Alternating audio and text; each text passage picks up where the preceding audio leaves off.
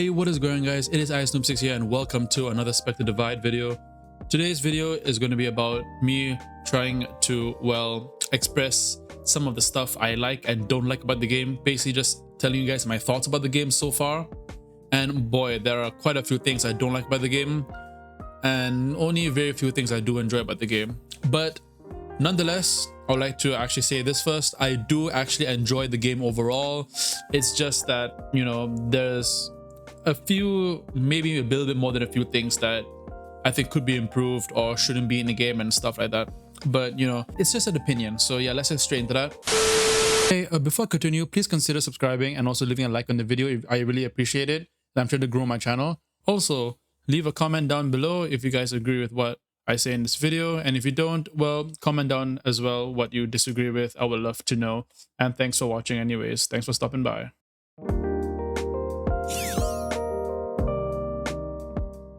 So I'm gonna start off with the things that I actually like about the game. First of all, it's a tactical shooter. I love tactical first-person shooters in the first place, right? Especially competitive ones such as CS or Rainbow Six or Valorant and stuff like that. And this game is no different. I do enjoy the sort of competitive tactical shooter aspect of it. And I also like the fact that it is different from both CS and Valorant. In fact, the game feels a little bit more like Valorant than CS, which is perfectly fine. Unfortunately, that's pretty much the only thing I like about the game, the gameplay itself, which is actually the most important in my opinion, okay? The gameplay is fluent, it's fluid, the movement feels great, the aim feels, you know, it's alright, and there are a bunch of settings in the game that sort of build upon the aim system and everything like that, which is fine. Few settings here and there, like changing the size, or not the size, but changing the shape of your minimap and stuff. Those are some cool details you add to settings. Now on to the things I don't like about the game, right? I don't like the fact that you cannot customize your Spectres or your loadout, basically. I get the fact that you and your Spectre are one, so basically when you buy, you sort of have to, you know, buy together with you and your Spectre, and it comes with a set. But I don't like the fact that you can't edit that set. I feel like you should be able to edit each individual loadout, make a custom loadout for like you and your Spectre to be able to buy, and you know the game should basically charge you based on what weapons you chose in that loadout, or what abilities, what weapons or armor you choose in the loadout, right? I feel like that should be something they should change in the game, because I am really tired of, you know, not being able to use the prototype with the Reaver, or maybe the Reaver with the Blackout. I don't really want to use the Crusader. I'd rather pay more, you know, a bit more, just to have both the Crusader and the Reaver, or, you know, have the option of swapping out my Blackout for a Reaver when I want to buy a prototype, and you know, just stuff like that.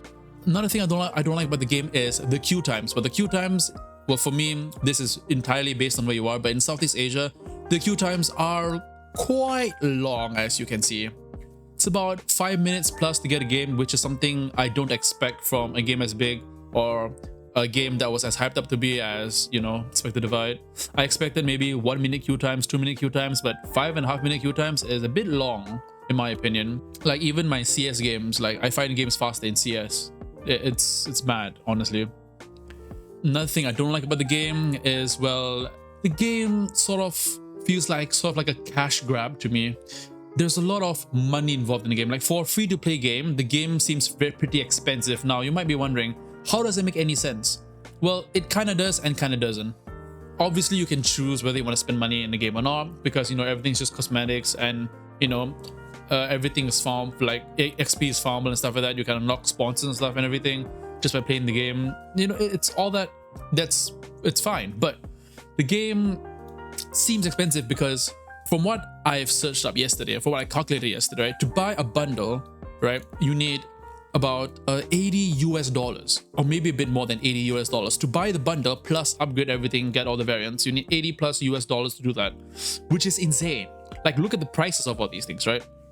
In order to like figure out what the prices are in USD, all these prices just need to be divided by 5, okay, or 4.8 or 4.9, just divide by 5, it's easier.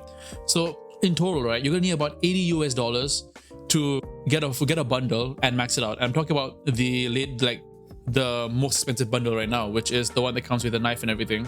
Okay, so that is most expensive bundle right now, and it's about $80 US or $80 plus US if you want to actually get all of the variants. Because in this game, unlike Valorant, right? Because a lot of people are gonna be like, oh, Valorant's the same thing, right? No, it's not the same thing, because in Valorant you have something called the Radiant system, right?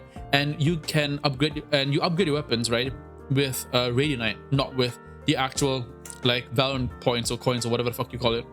In this game, there is no sort of sub currency where you used to upgrade your variants for your skins. You have to use the paid in-game currency, which in my opinion is absolutely ridiculous, because that just means that you have to spend more money to, you know, buy more premium currency to upgrade your weapons, to upgrade your weapon skins.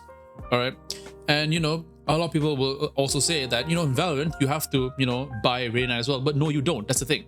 You don't have to buy Radiant in Valorant. You get it for free from like the free portion of the battle pass, and if you need more, you can actually buy the battle pass, which is indefinitely cheaper than spending more money on buying more premium currency.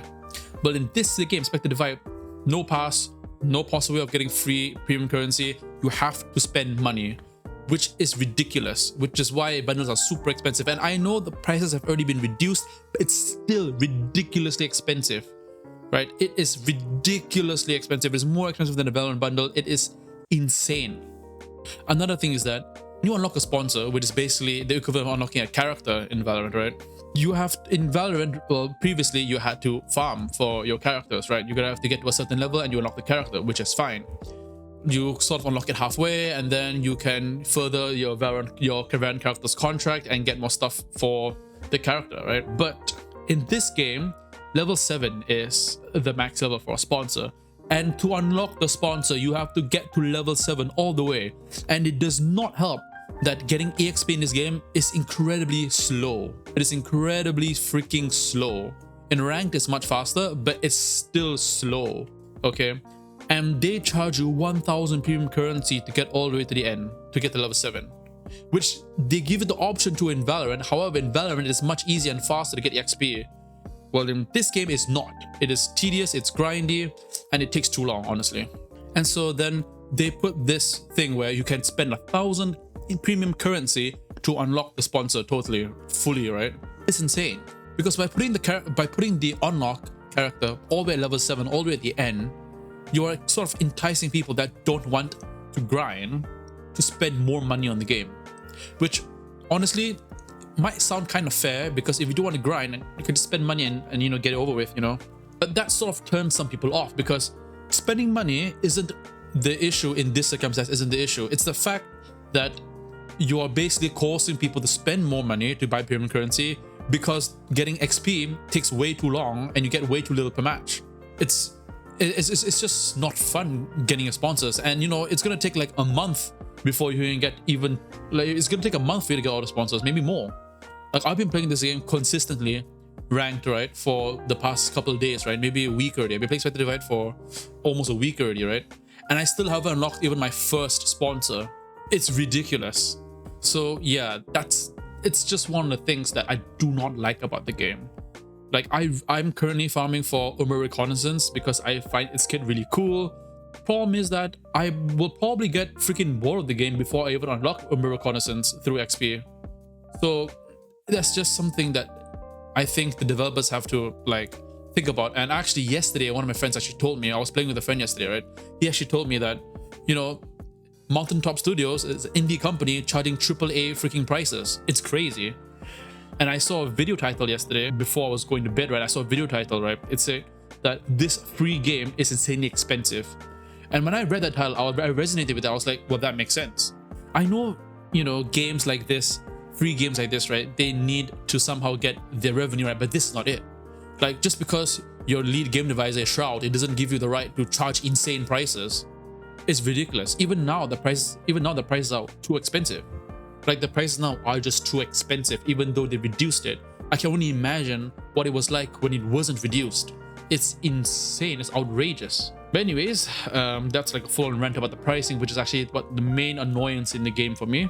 Another thing I don't like is that the game sort of copies a lot from Valorant, like even some gun names and stuff like that. I know it's not directly copying, it's more like strongly influenced by certain guns like Valorant. A very clear one is the Hornet in this game, which is clearly something that's based off the Stinger. Very, very clearly. But that's that's just something that's very minor, and you know, people don't really care about it, and I don't really care about it. It's just something that I like to nitpick about. But anyways, despite everything I've said, I still find the game very fun. I still find the game intriguing, competitive, but that's only for now, because all my friends are starting to stop playing this game because, well, like I said, a lot of people are finding this game boring very, very fast. There are loads of mixed reviews on Steam, even on launch day, saying the game was boring, saying the game is expensive even though it's free, and I frankly agree with all of that.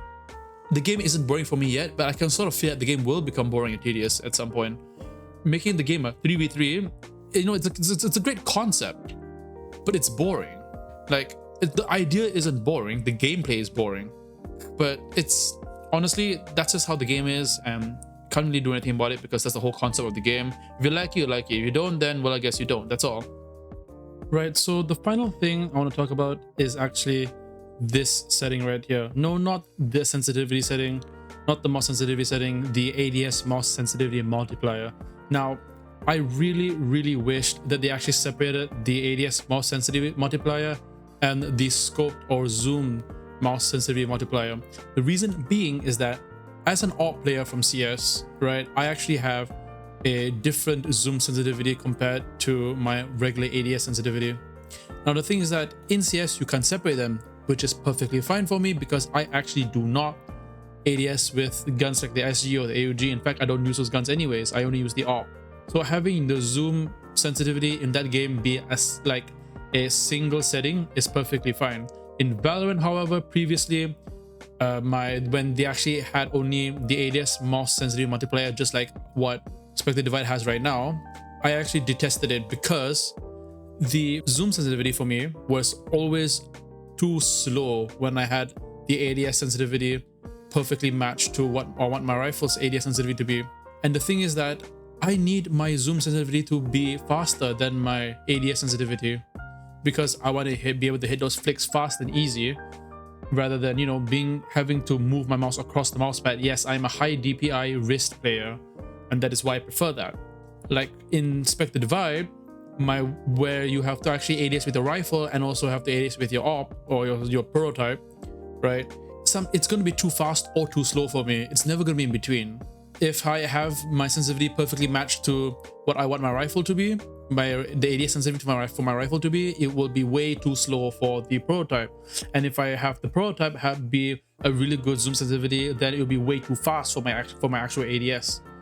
For my rifle's ADS. It is very, very different, and I do not like that, and I really hope they not fix that, because it's not like an error or something. I really hope they actually separate the sensitivities, just like what Valorant did down the line. Valorant changed it up, and they have their ADS on their rifle separate to their zoom on the operator. So I really hope they do that in this game as well, because if not, I'm not going to be able to use the prototype at all, because I would much rather have my rifle be at a comfortable zoom sensitivity rather than the prototype, because when I don't really get to use the prototype that often anyways because it's expensive, and I don't think, you know, the maps in the game right now are very good for the prototype anyways. But anyways, that's about all the time I have left. So yeah, I hope you guys enjoyed this video and hope you guys sort of like relate to me on my take on this game. But maybe you guys don't. I would love to hear what you guys think about the game in the comments down below. So yeah, please let me know how you guys are finding the game so far, and whether the game is, you know, getting boring for you, or, you know, whether you think the game has a future in competitiveness. And, you know, with that said, thanks for watching, and I'll see you guys next time. Bye bye.